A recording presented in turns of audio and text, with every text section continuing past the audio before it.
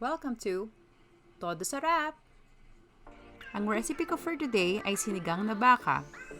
Kailangan natin ng kamatis, sibuyas, gabi, labanos, okra, talong, siling haba, kangkong, patis, tubig, sinigang mix, beef bouillon cube, at buto-buto ng baka.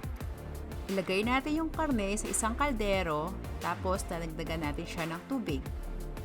Or pwede rin kayong gumamit ng pangalawang hugas ng bigas. Make sure nakalubog yung karne sa tubig. After 15 minutes, pag kumukulo na siya, pwede nating alisin yung mga bula sa ibabaw ng tubig. Importanteng maalis natin yung mga bula-bula na yan or scums para mas maging malinis yung tignan yung sabaw natin. Mas masarap siyang higupin, di ba? Pagkatapon natin to, tapos palalambutin natin ngayon yung baka. Sa mahinang apoy lang, takpan natin yung kaldero. After 1.5 hour, ganyan na itsura niya, i-add na natin yung kamatis na nagpapadagdag ng asim sa sinigang. And then, sunod na natin yung sibuyas.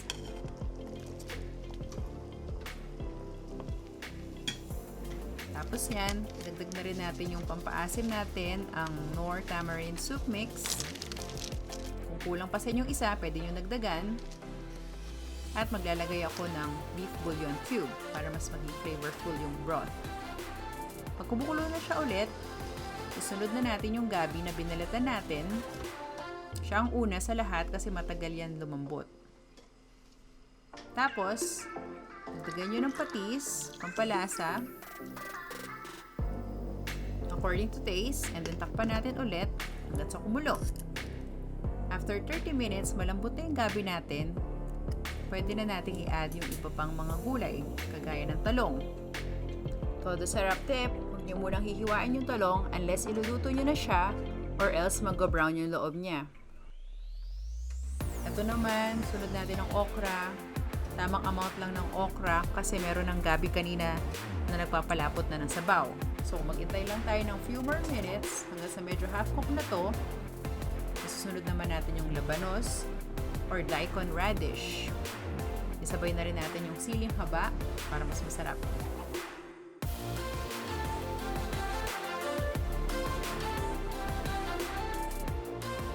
So, pakuluin natin siya. Almost there na tayo. Isang kulo na lang. Last ingredient na lang na iiwan sa atin. Takpan natin siya. Pagkatapos ng 5 minuto, okay na, medyo luto na yung vegetable natin. Huwag natin i-overcook para maging nandun pa rin yung nutrients niya. Ngayon, papatayin nyo yung apoy. Tapos, ilalagay natin ang kangkong. Very easy, di ba? Yung steam ngayon ng kaldero, yung init niyan, yun ang magpapaluto sa kangkong. Tapos niyan, pwede na kayong magyaya kumain dahil ready na ang ating sinigang na baka.